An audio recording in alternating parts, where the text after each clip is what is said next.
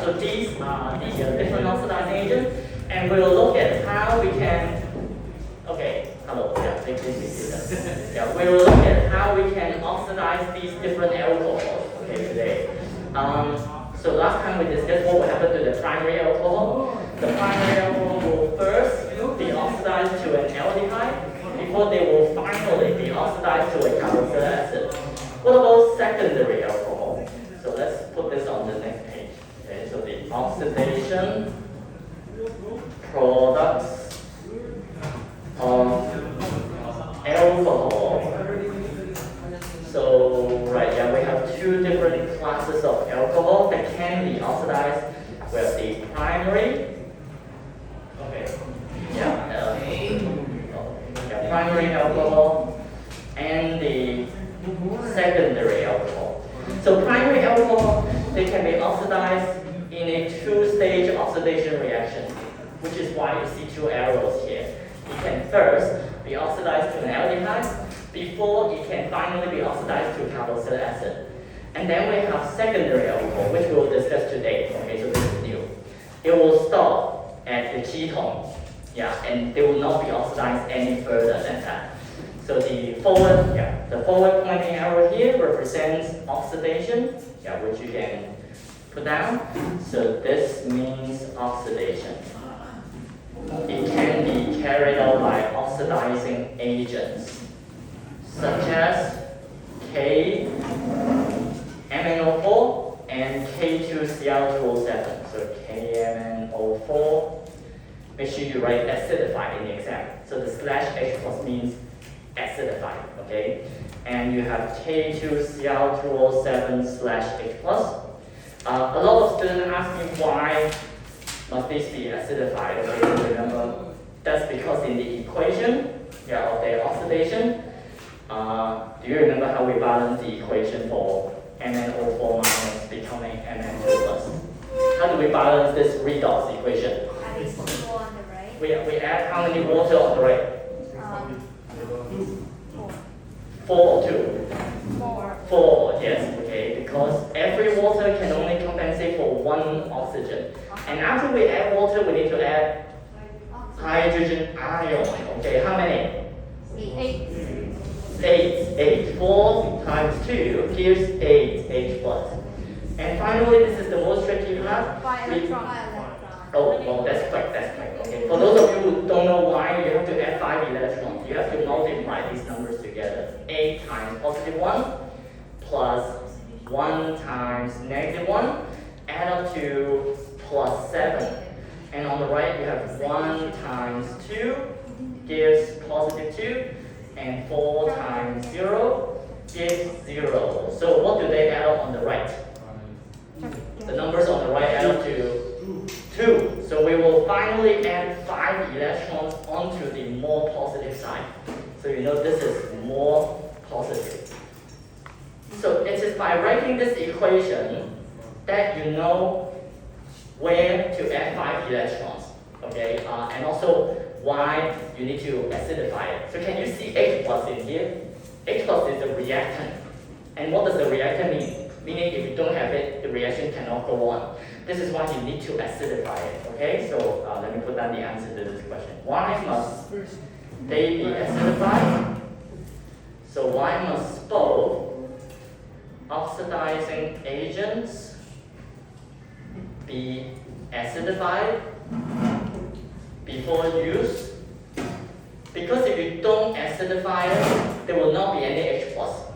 If there is no H plus, can this reaction go forward? No. If this reaction cannot go forward, they cannot be oxidizing agent.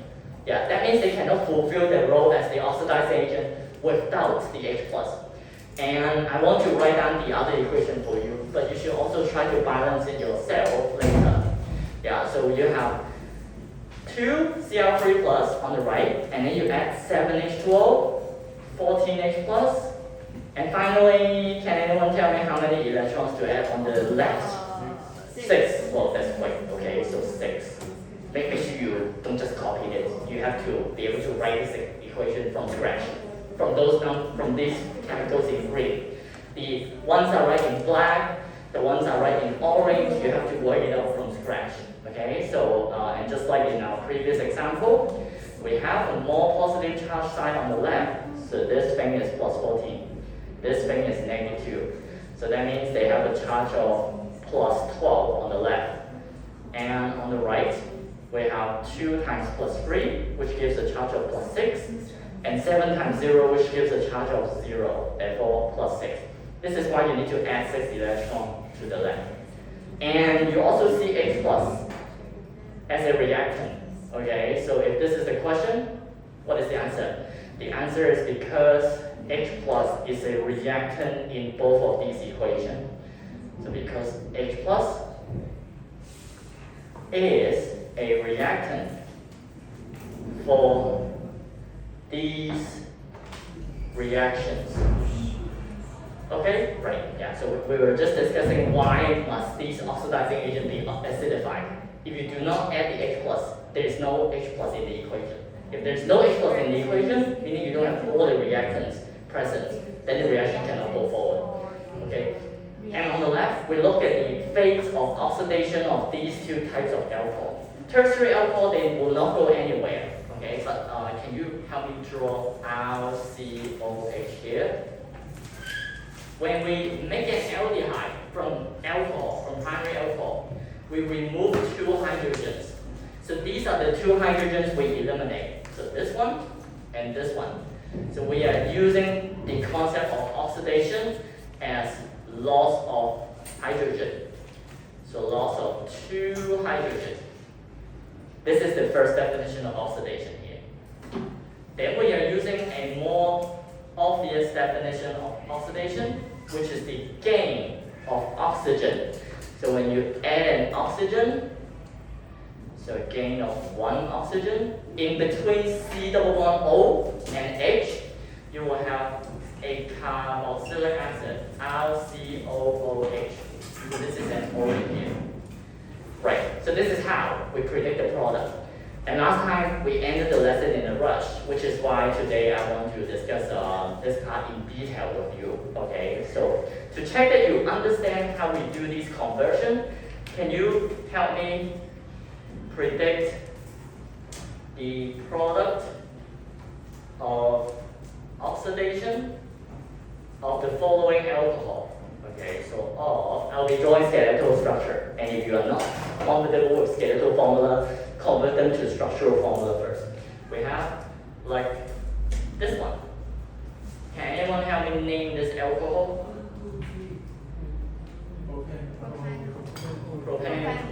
Propane 1O, yeah. And then we have in here another alcohol.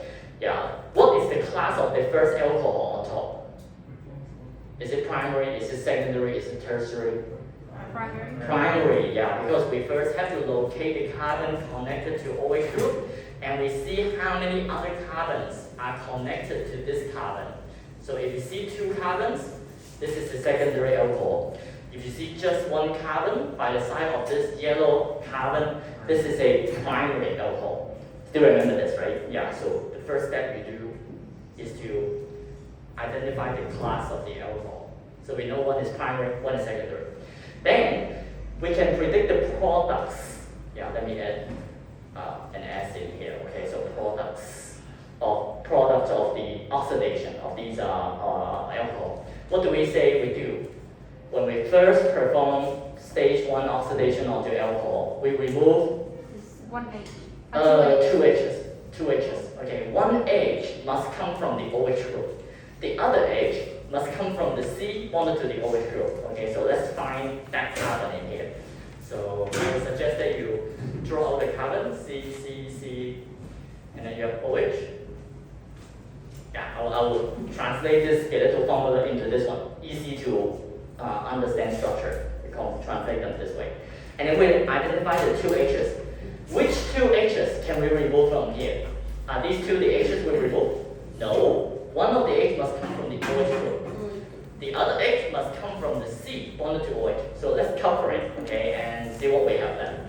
We have C, C, C, and then an O, right? Yeah. But don't forget to add fix this. Okay, change it into a double bond, please. Okay, so change it to double bond. And can you all convert this into a skeletal formula? Yeah, you know sometimes we have to change back. Just now we changed skeletal formula into the full structural formula. Sometimes we need to go back. Yeah, can you all spend 10 seconds? Draw me the skeletal formula of this product. Yeah. And then, yeah, don't wait for the answer. Draw it first, okay, with your pencil, if you're unsure about the answer. So there should still be 3 carbons left, okay? So you will have something like this, okay? So, or if you don't like it, like drawn this way, yeah, a lot of students, especially the Form 5 students, okay, they ask, oh, does it matter if I draw this way? It doesn't, because it really depends on what your starting stroke is. If your starting stroke is pointing down, this will be it. This will be the skeletal formula. If your starting stroke points up, then this will be it. It doesn't matter, there's no right or wrong here, they're both correct, okay? So you have, yeah, maybe you can draw this one. It looks nicer maybe. And finally, what do we add? The second, we add oxygen. Yeah, maybe you mix it up with the how we balance the redox equation. So where do we add it? We insert the O between the C double bond O and the H. So this is it. C double bond O H. So this is the new oxygen. And can you all convert this back to the what is that, skeletal formula? Yeah. We just have to change it to OH. Yeah, so let's just copy it and then make it OH. So you see, it's not really that hard. Okay, we have from this reactant propan 1O. What do we call this intermediate product? How do we name an aldehyde? Unnel. So propanel, okay? You never need a number to describe the aldehyde group because they are always at the end. So don't say something like propan 1L. No, that is never required, the number 1. It's always at the end.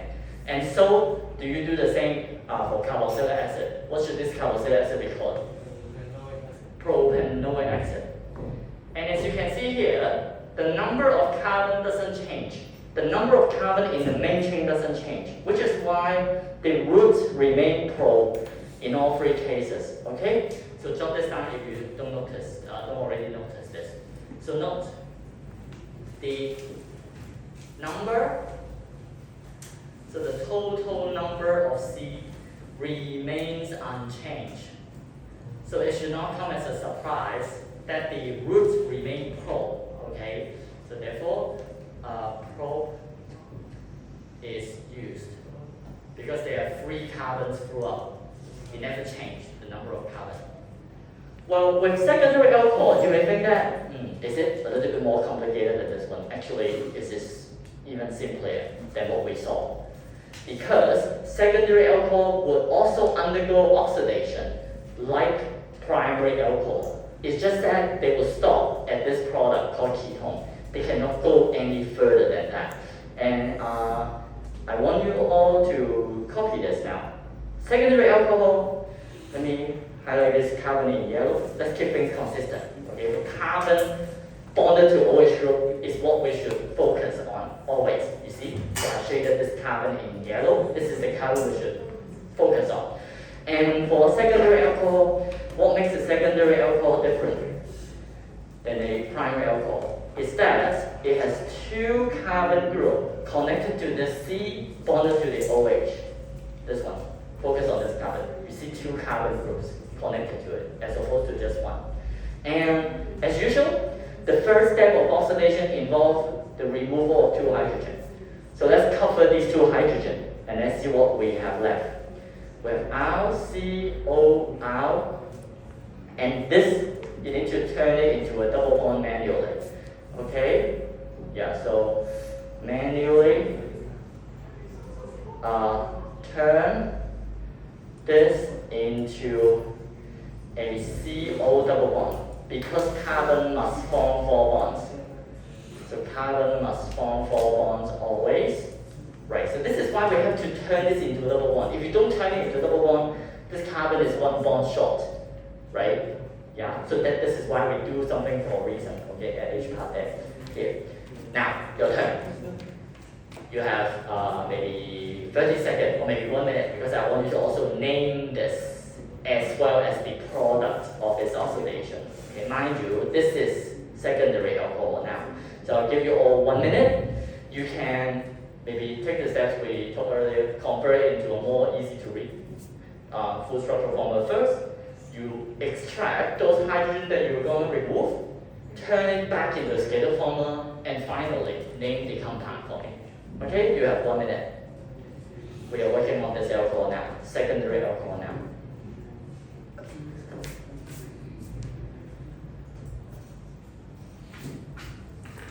And make sure you know why this is secondary. Because the yellow carbon has 2 alkyl groups attached to the group. So you have 1 minute, we'll check the answer in 1 minute. Done.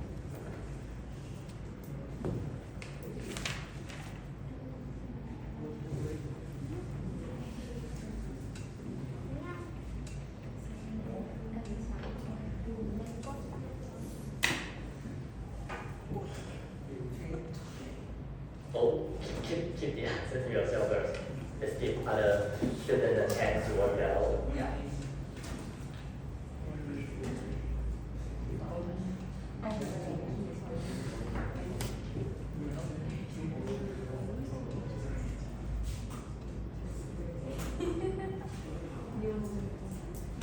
I'm so rich.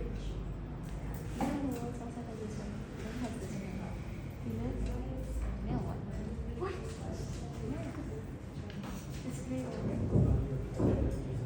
We both have the same And ring. in the meantime, I'll write down primary alcohol will be oxidized twice, and secondary alcohol will be oxidized once, while tertiary alcohol will not be oxidized at all.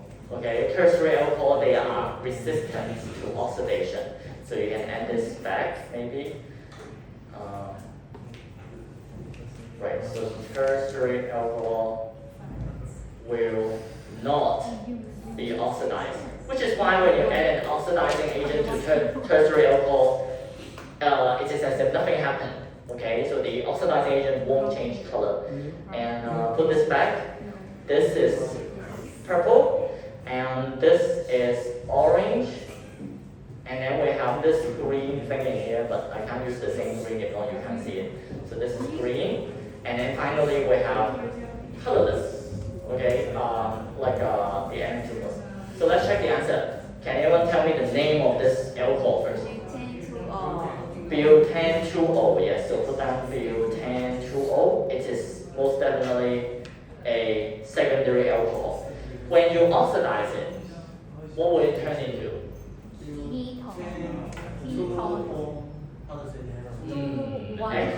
Actually, for butanol, you don't need the number to describe butanol. Because you can try as you may. Can you draw another butanol that does not have the C double bond at the second position? Can you? No, yeah, maybe you will say, wait, I think I can, right? Like what about here, what about here? They are the same.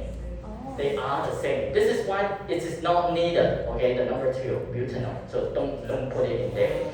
So we have, put down butanol. So we have this group in here, and that's it. It will not be oxidized any further than that. So that's butanol.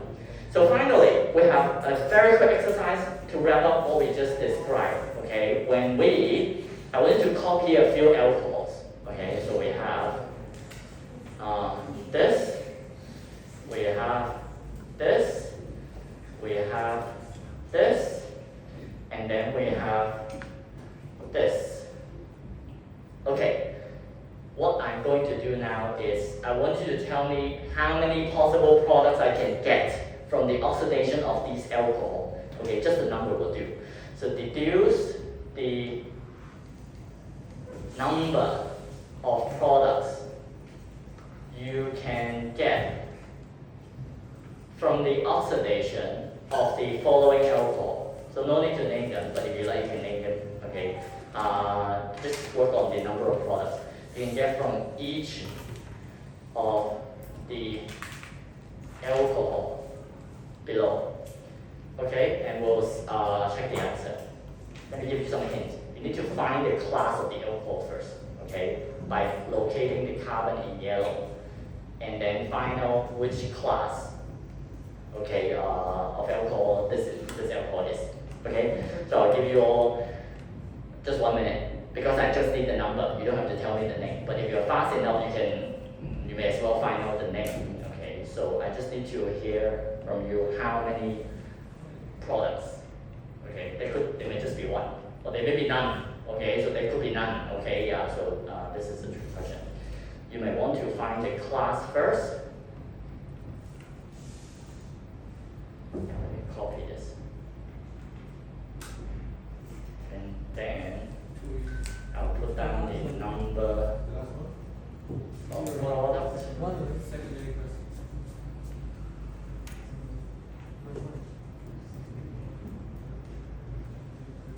Okay? And in the meantime, let me put down the name of this alcohol, and you can check to see if you're right. Or you can write it on a separate piece of paper, so later you can take this as a additional exercise. Okay? So you have 2-methyl butane-2-O, and then you have butane-2-O, and then we have pentan-3-O, and finally we have pentan-2-O. Okay, that's it. What is the class of alcohol from top to bottom? Tertiary, and then secondary, and then the right, and finally secondary. So how many products do you get? Well, for the first one, there's none. Zero. We have like two group is CH3, right? It's the same, right? So only have two different like group in. Oh, this is not the same thing as stereoisomer. Okay, yeah. If you ask, is this chiral? Yeah, well, then this is not chiral. You're right. Yeah, but maybe you mix it up with stereoisomer. Or maybe let's make this question harder. Okay, because the student may have confused this with chirality. Can you tell me which of these molecules here is or are chiral? Let's look at this first. Can this be chiral? No, because these two groups are identical. No way it is chiral. What about this one? Yeah. Yes, where is the chiral carbon? From left to right, 1, 2, 3, 4. Two. Carbon 2, yes. Can you put a star here? This is chiral. This is chiral. It can't have its optical isomer. What about this one? No, why not? These two groups are identical, yes, so not chiral. Finally, yes, because you have the CH3 here, you have a hidden H, you have an OH, and then you have a C3H7. Okay, very good group. Okay? Yeah, so put down a star on the side and write down what it means. This means chiral. This means it has 4 different groups attached to carbon. Last one is And if you like, you can maybe put down what these different groups are. This is C2H5. This is CH3. There's a hidden H here. And finally, there is an OH group. So this is what different, okay, you have 4 different groups, okay? Same here. You have a CH3, OH, a hidden H, and finally a very, very bulky C3H7. So this is CH3, this is H, this is OH. Okay, let's continue. How many products can you get out of secondary alcohol? 1. Is it an aldehyde or ketone? Ketone, yes, 1. Put down alcohol prime. What about this one? 1, yes, and this is also a ketone. Actually, for the remaining 2, they will both produce just one product, and that's a ketone. Is that clear? Yes. Okay. So we'll now move on to the next part. Okay. After alcohol, we look at the reaction of the carboxylic acid. Okay, and it is a reaction known as esterification. So esterification, as you can guess from the name, is the process of making an ester. Okay, so process of making an ester from two reagents, from carboxylic acid and alcohol. So two parents are needed to form the ester daughter molecule. Okay, so you have carboxylic acid and alcohol. So let's write down alcohol as alpine OH and okay, right. Yeah. Okay, I'll upload the video. You can check that later. So carboxylic acid is LCOOH. Yeah, because I heard that is it Janet from 61. Yeah, she was in the hospital, right? Yeah. So don't worry, I'll let him know about what we discussed. Other one they do. So the process of making an ester from carboxylic acid and alcohol. So let's write down the general equation. Carboxylic acid plus alcohol will give in a reversible reaction. Be careful, this is reversible, okay? To form an ester and water. So you will get water in the reaction. So you have water here. And let's also write the equation this way. You have RC double bond OOH, and you have an alcohol. I prefer drawing it this way because only by drawing this way can I show you where the water comes from. Okay, the water is eliminated from these two ends of the molecule. Note that the carboxylic acid gives up the OH group. Okay, so RCOOH gives up the OH. This is not an acid reaction, therefore. You know, in ordinary acid reaction, an acid gives up an H+. And you see in here, it is not giving up an H+, which suggests that this is not an acid reaction. Okay? This is carboxylic acid reacting by esterification. This is not reacting as an acid. Okay? So, you have alcohol. The R prime OH gives up the H. It is the union of the H and OH that forms water, you can say. So the H and the OH together, they form water. And the remainder, they will be glued together to form an ester. So at least that's how I understand it. It is as if you take out this part of the molecule, you stick it onto the remaining part of this molecule, and that we call it an ester. So this new bond is known as the ester bond. Okay? So you have, this is as they're glued together after you remove the water. So, do you remember how we name esters? The ester is named using is the alcohol part or the carboxylic acid part first? Alcohol first. The alcohol part first, because we say A comes before C, right? So put down the naming of ester, which we did some time ago. So naming of ester, we have the alcohol root, YL, and then we have the carboxylic acid root, anoic acid, anoate. Okay, anoate. For example, we can have something like methyl butanoate, which tastes of and smells of pineapple. Okay, so this is methyl butanoate. Speaking of which, this is why we make ester. Because ester is very important in food industry, in perfume industry, as they have pleasant smell. Okay, so they can be added to food, okay, to add flavor, of course. So put down the uses of ester. So uses and properties of ester. So they have pleasant smell. Okay, so they have pleasant smell and taste. And because of this, they are useful in perfume and food flavoring. Okay, so in the food industry, okay, so you have perfume, you have food flavoring. So this is methyl butanoate. It smells like pineapple. Of course, I'm not asking you to remember what each type of like flavor really is. Okay, like I'm not asking you to remember that pineapple smell can come from methyl butanoate, but just know that this is an example of an ester that smells good. Okay, so you have the naming of ester. Now we will look at the some reactions. Okay, see how to draw the ester out of them. So if we have this carboxylic acid, so I try to show you just the skeletal formula, okay, because in exam they will probably just be showing you this, okay, instead of showing you the full content structural formula. So you have this.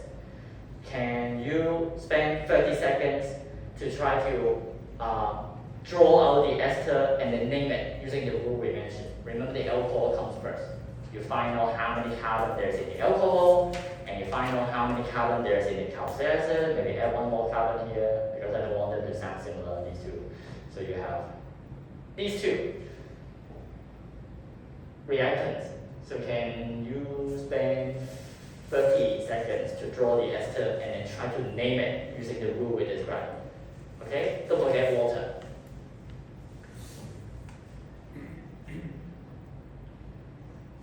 Right?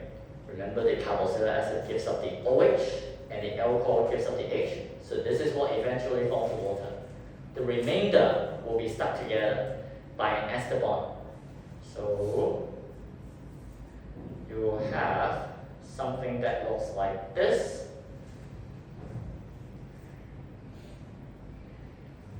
Okay, oh sorry, you have just this. Okay, you have 3 carbons over here.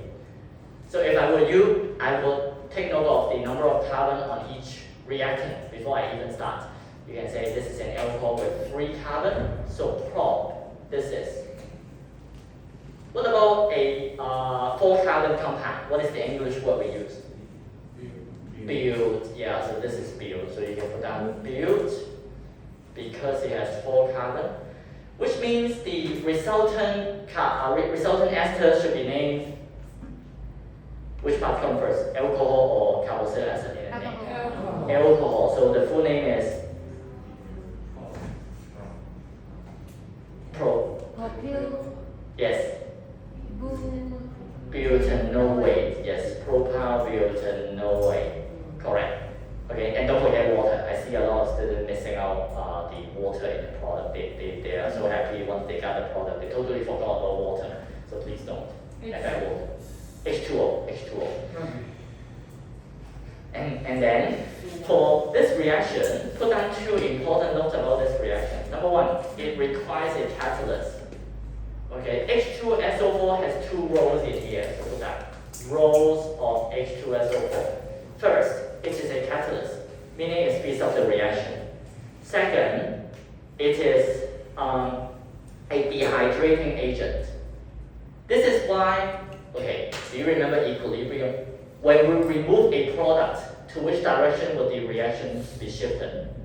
When we remove a product, when I take away water from this equation, to which direction would this equilibrium go? To the right.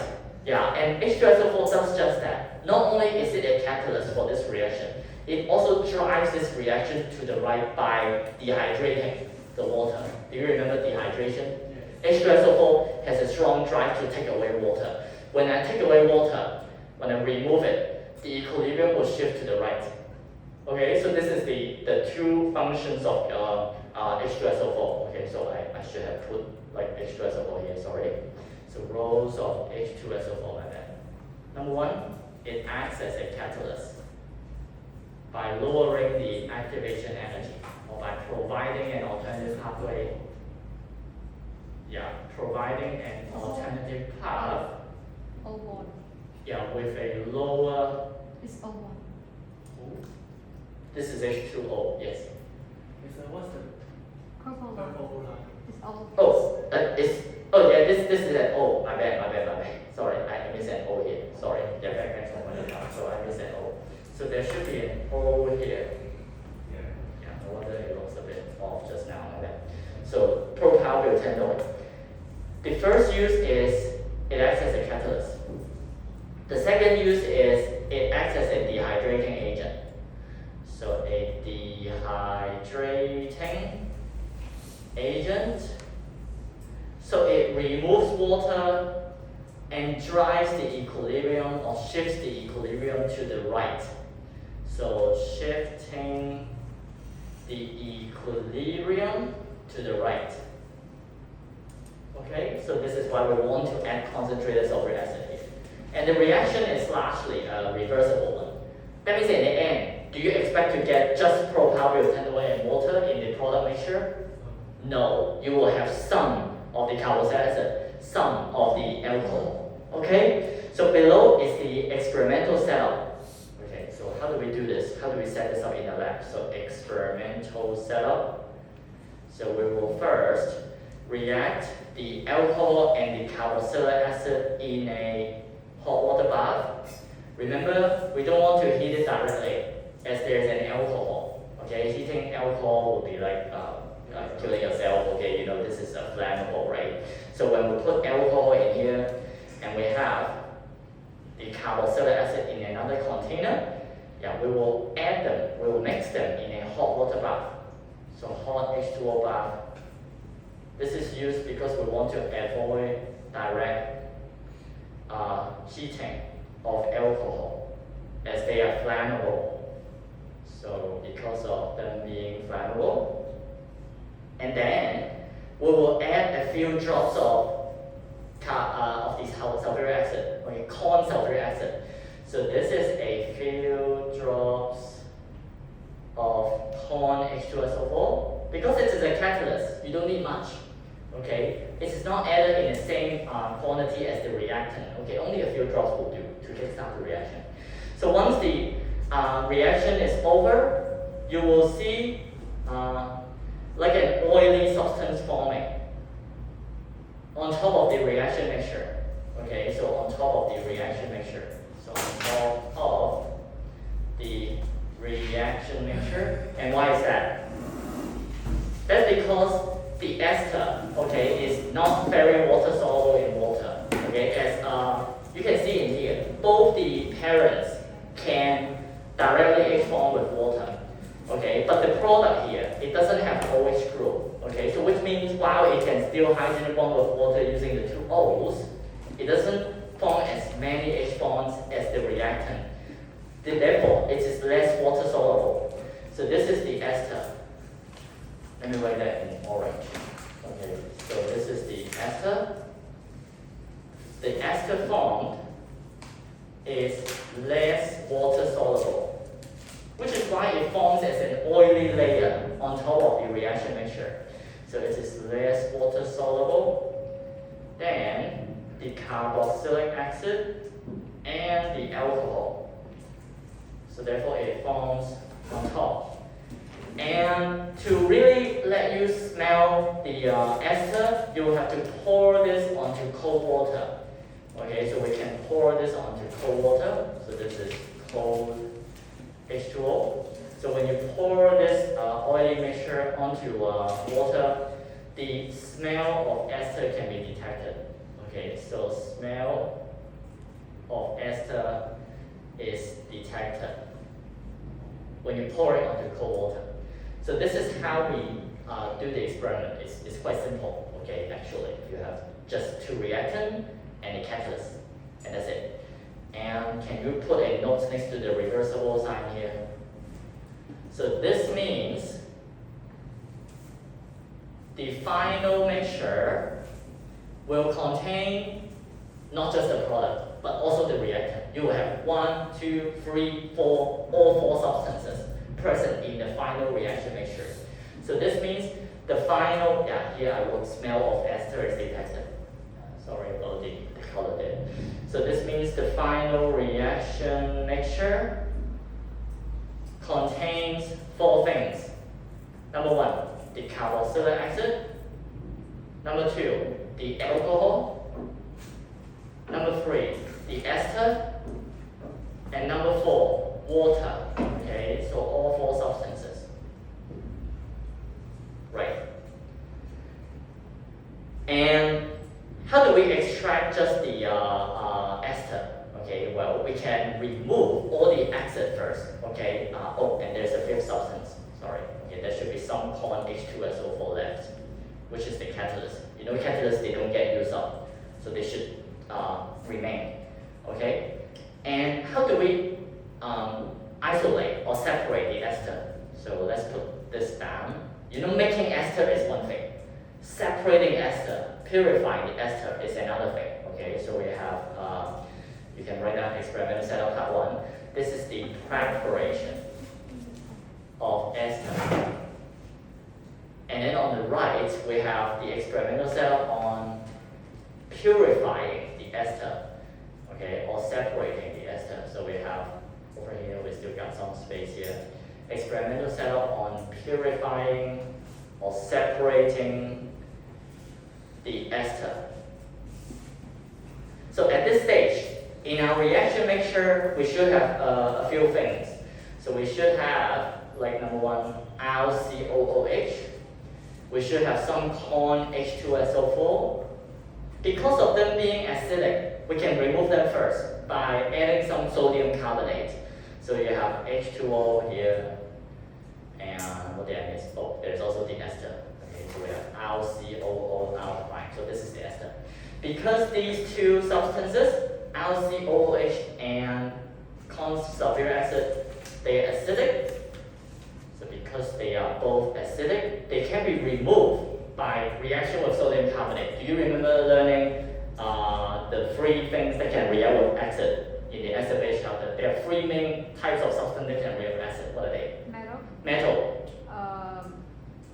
Alkaline. Yeah, or base. And thirdly, Salts. Carbonate. Actually, salt is what acid reacts to give. Yeah, acid reacts with metal to form salt. Acid reacts with base to form salt. Okay, but unfortunately, acid does not react with salt. Okay, acid reacts with carbonate, for example, because they are both acid or both acidic, you can say. Therefore, they can be removed by adding sodium carbonate, because this is so important. I'm writing it really, really large. Okay, yeah, sodium carbonate. Yeah, excess sodium carbonate. You want to add an excess amount because you want them gone completely. Yeah, what happens if you do not add excess sodium carbonate? Well, then trace amount of the acid will remain, and they are impurities. Okay, so can you write down that equation? Whenever you have acid reacting with carbonate, there will be a total of how many products? 3. What are they? Salt and water. Yeah. So and can you write down that ionic equation for me? It will be 2H plus carbonate ion forming CO2 and H2O. So you can see that all the acid can be removed. Yeah, if you add excessive amount of carbonate. Okay? Yeah, so the term excess is actually pretty important. Okay? Yeah, you can put down excess. This removes all acid. Okay? All acid. You want to either do it completely or you don't. Okay? So this is why you want to add excessive amount. If you add a limiting amount of carbonate, then some acid will remain, and you're not doing it correctly. Okay? So by the time this is completed, okay, you will not have any RCOH and H2SO4 anymore. Instead, they separate out into the aqueous layer, you can say. So this will be in the organic layer, and then you have so you can put down these two. The RCOOH will become RCOO minus.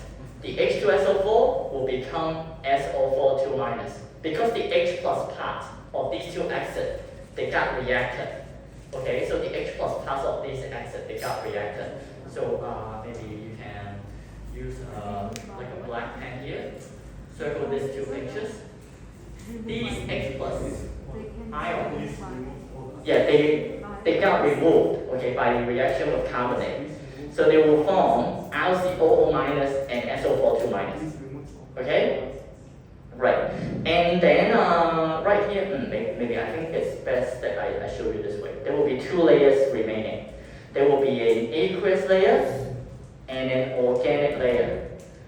So, and you know, organic layer is like oil. Okay, so organic layer. That doesn't matter the order. Yeah, which one goes on top, which one goes at the bottom, it has something to do with density. Okay, and don't you worry about that, that's not important. What is important is that you know there will now be 2 layers. There is an organic layer and there is an aqueous layer. So the aqueous layer will contain the RCOO minus ion the sulfate ion, some alcohol, and yeah, that's pretty much it. And in the organic layer, you will have some RCOO prime, the ester, because the ester is not very water soluble, so it will be in the organic layer. So you can say things that are soluble, they will be found in the aqueous layer. So things that are very water soluble, they will stay in this layer. Things that are not so soluble, yeah, they will separate out in the organic layer. So things that are less H2O soluble, such as ester, they will be found in here, together with some alcohol. Okay, so with some alcohol, which means the next step is to kick out the alcohol by using what we call calcium chloride. Okay, so by using calcium chloride solution, so we have this part next.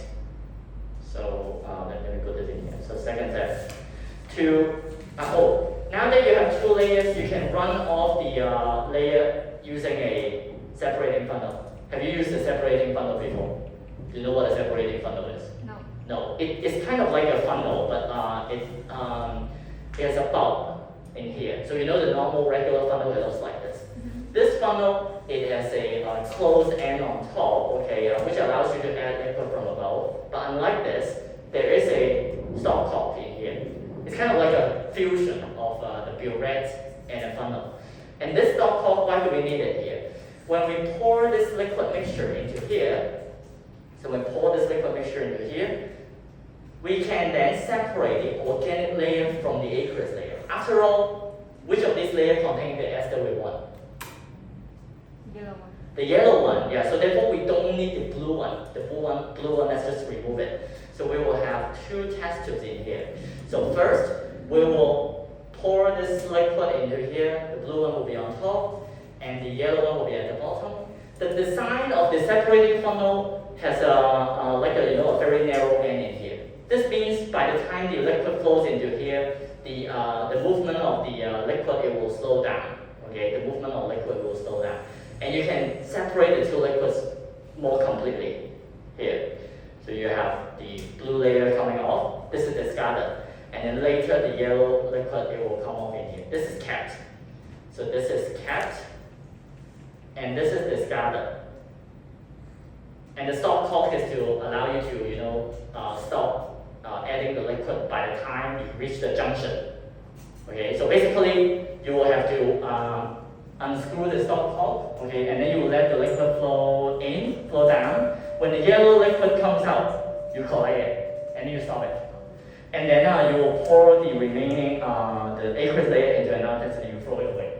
This doesn't contain the ester, so we discard it. This contains the ester, so we keep it. Okay? Yeah, so put down why we keep this. Because the ester layer is in here. So only the organic layer is kept. Because it is the one that contains ester. And this is in the separation of ester, right? Of course, we don't need to care about the blue one. It doesn't even contain the ester. So that contains the ester.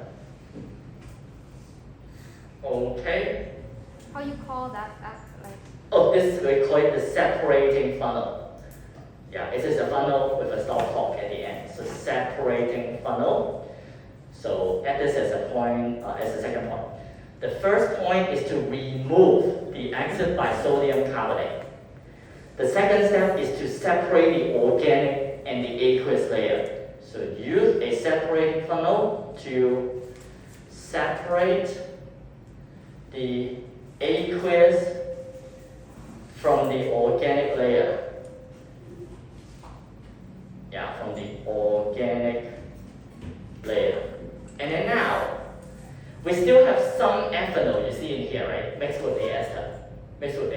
So we need to kick them out as well, because we only need ester. So we can remove the ethanol by adding something called calcium chloride, okay? So calcium chloride solution. So point number 3. Next,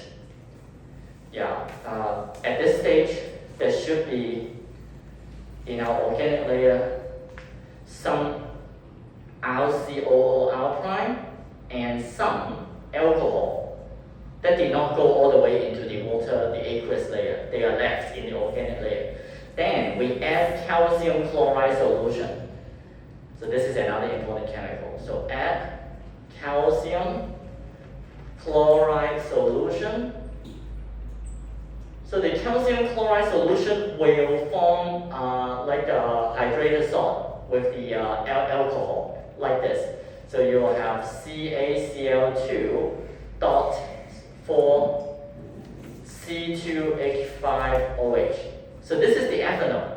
This is the ethanol part. Do you remember learning this in Form 4? CuSO4.5H2O? Yes.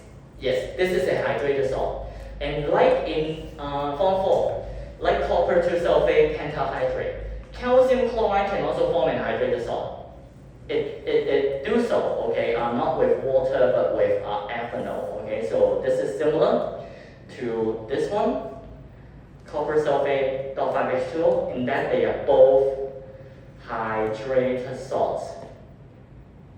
Yeah, and this can help remove the ethanol from our mixture. So now in your mixture, you should have mostly just RCOO prime. As the ethanol, they will be trapped in the salt. So you see the ethanol part, they are gone, okay? They go into the calcium chloride salt. You have mostly RCOO prime here. Yeah, which means you are almost done.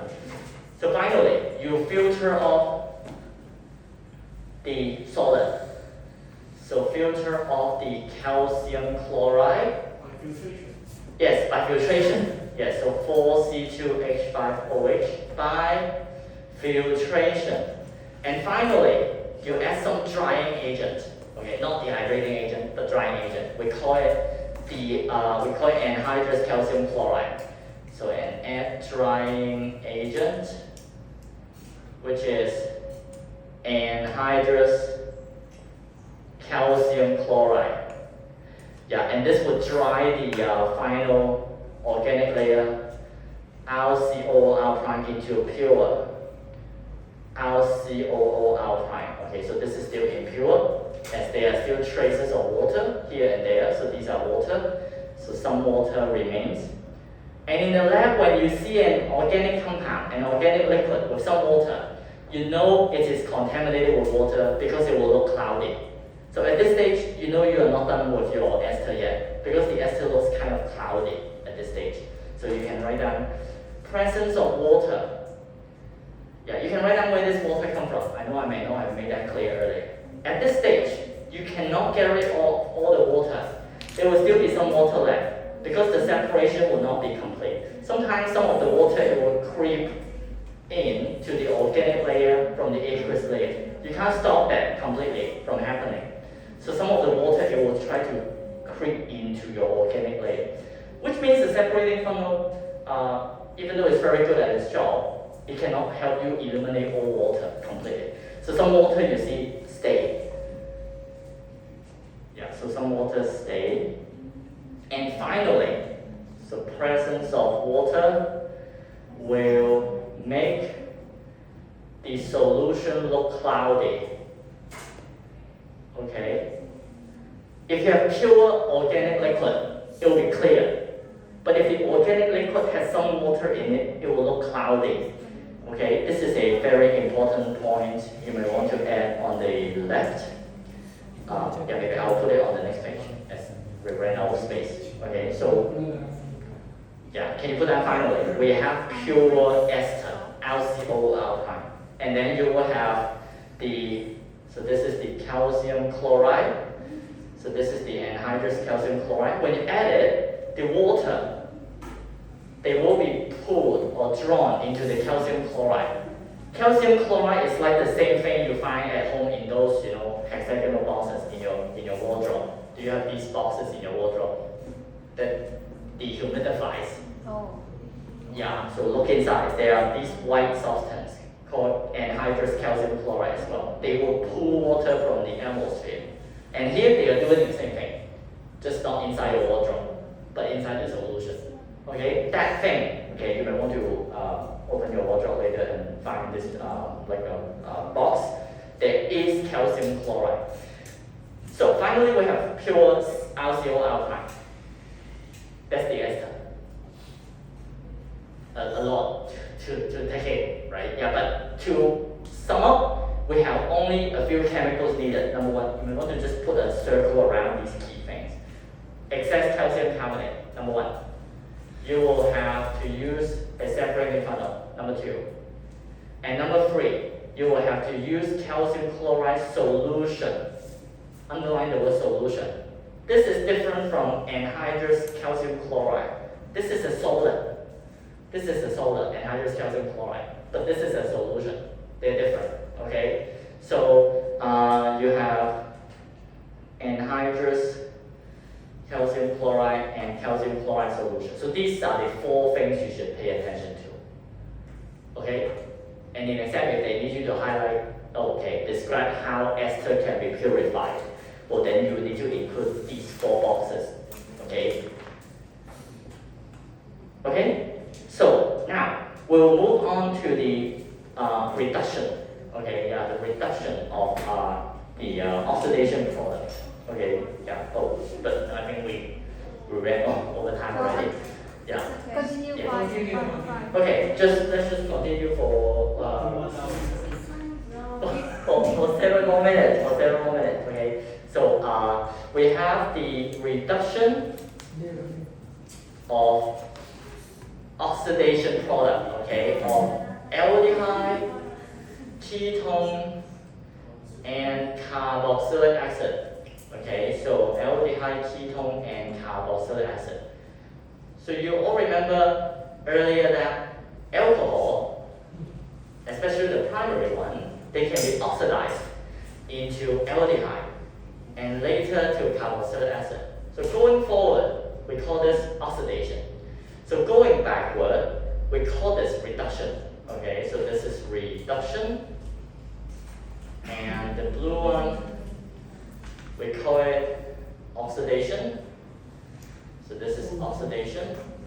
That means we can also make the reaction go back. Once we get the carboxylic acid, if we have a change of mind, we want it to become alcohol again, we still can do it. But it's done by reducing agents. Yeah. And then we have secondary alcohol. They can also be oxidized into ketone. And just like with aldehyde and carboxylic acid, we can undo the oxidation process. So that's by using reducing agents. Okay, so reduction, you can put down by reducing agents. Okay, so there are two different reducing agents. One is the LiLH4. This is very, very powerful. Okay, so you have strong and then you have a weaker one. So the strong one is LiAlH4. The weak one is NaBH4. So the weak one can be used with water. The strong one cannot. Okay, so this can be used with H2O. And this cannot be used with H2O. It can only be used with dry ether. So ether is an organic compound that does not have any water. And it serves to dissolve this compound, LiLH4. So therefore, must be used with ether, which is not aqueous. It does not contain a trace of water. So ether is a keyword. Okay? Dry ether. Yeah, maybe add that dry.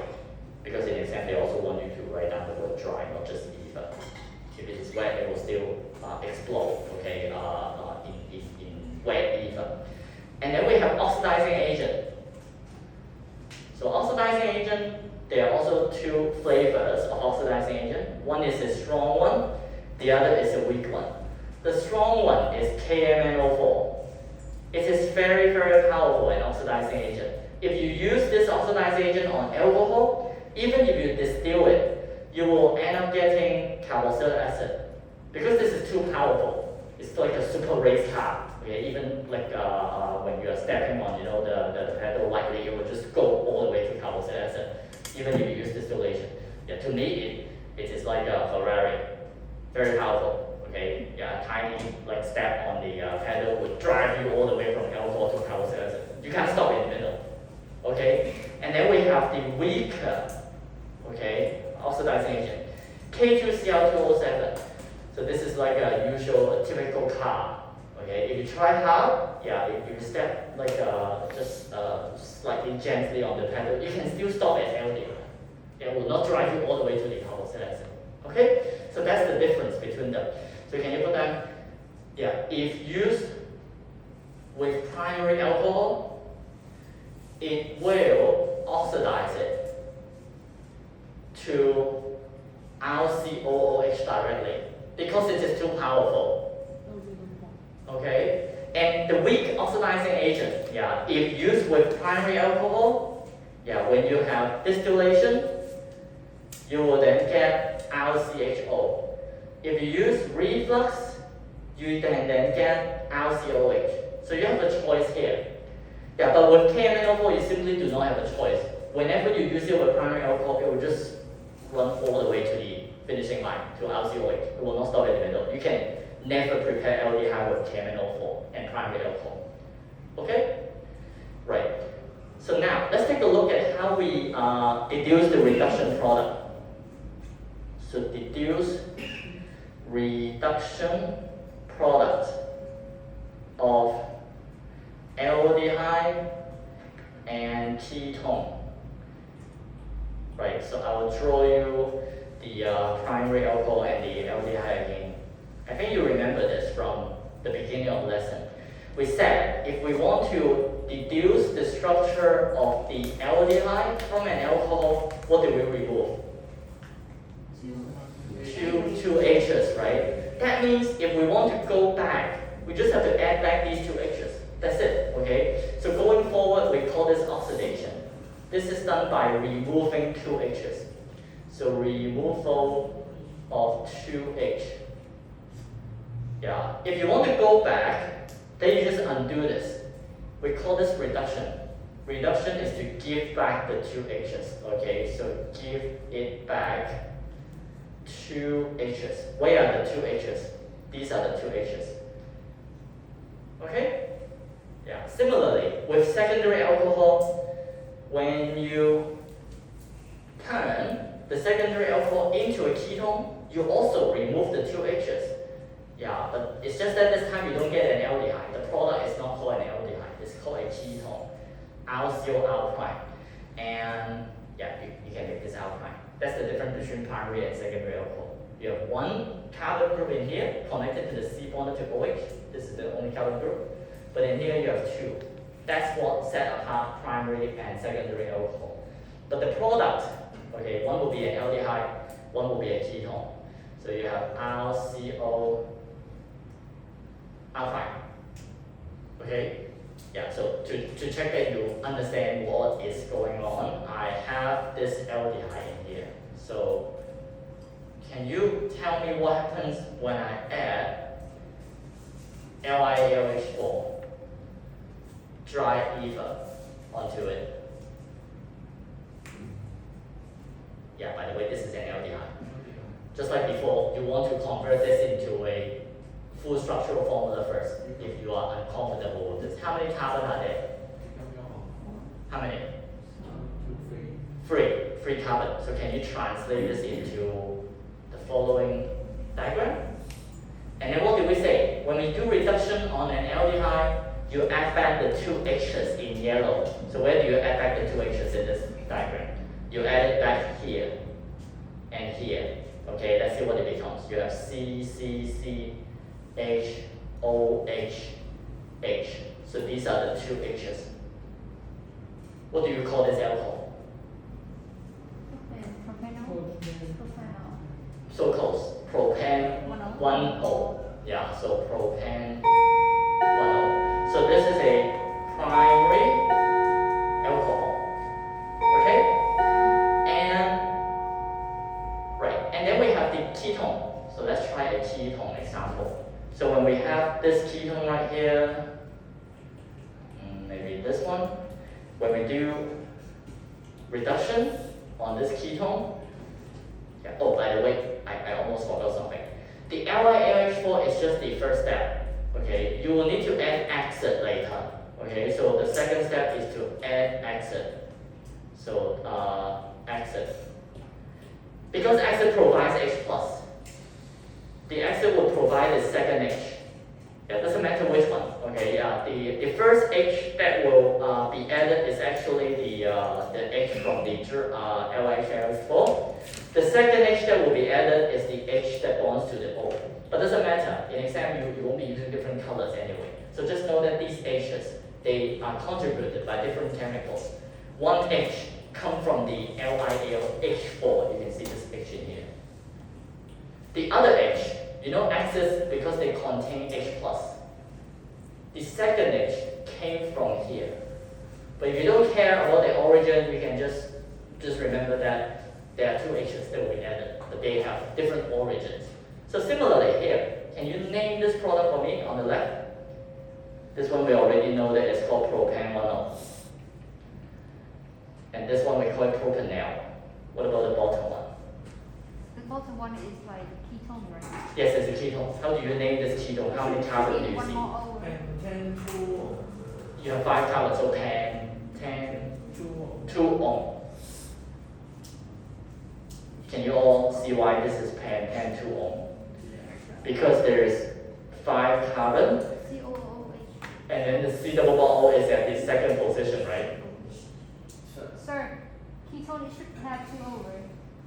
Pan. No, ester has 2 O. Oh, Ester has 2 O. Yeah. And carboxylic acid has 2 O. So maybe you mix it up with this one. Yeah, ester has 2 O. Ketone has only like an R on both sides. Okay, 2 R groups on both sides instead of an O. There's no O in ketone. So when we do reduction on this, what will happen? We will add 2 H's, right? Where would the 2 H's go? One would go to the O, yeah, to form an OH group. The other would go to the C bonded to the OH. So let's convert this. We have 1, 2, 3, 4, 5. This is where the C double bond O is at, okay? And then when we add 2 H's, one would go to the top position here, and the other would go to the O. Okay, but it's okay. You do not have to discern like where which H comes from. Just know that at the end there will be 2 H's at the back. Okay, condensate back to the molecule. And yes. What if we add NaBH4? What about NaBH4? Oh, for NaBH4, the second H will come from the water instead. Because NaBH4, remember I said it can be used with water, right? Yeah, so you're right. NaBH4, it also provides the 2H, one from the NaBH4 itself, the other from water. LiH4, the 2 H's come from the H in the formula and the H plus from the acid. Okay, so I'm more interested in the skeletal formula and the name. What do you call this? Pentaene-2O, yes. Okay, 1, 2, 3, 4, 5, and then you have the OH. Okay, so you can you can see that the H's that you write, one will be hidden. The other H will be next to the O. Yeah, and in here, similarly, you will have one H that is hidden. Yeah, and then the other H will be next to the O. Okay, so is that clear? Yes. Yes. Okay, so we have Pentaene-2O. Yeah, then I will stop it at this part. Okay, and then we'll pick up from here, and then we'll look at the amine. Okay, actually, the next chapter, the conversion of function group is built on what you learn in this chapter. Okay, so if you want to try this, you can try some of those questions. Right? The worksheet, you still have that worksheet I gave you, right? Yes. Yes, on organic conversion. Yeah, and we will pick up from here next time. Tomorrow. Yeah, tomorrow. Okay, I'll see you tomorrow. Okay, so let me upload this. Too much information. Okay, we still have the amine reaction to cover. Yeah, So amine. Amine. Yeah, before we end the chapter, unfortunately.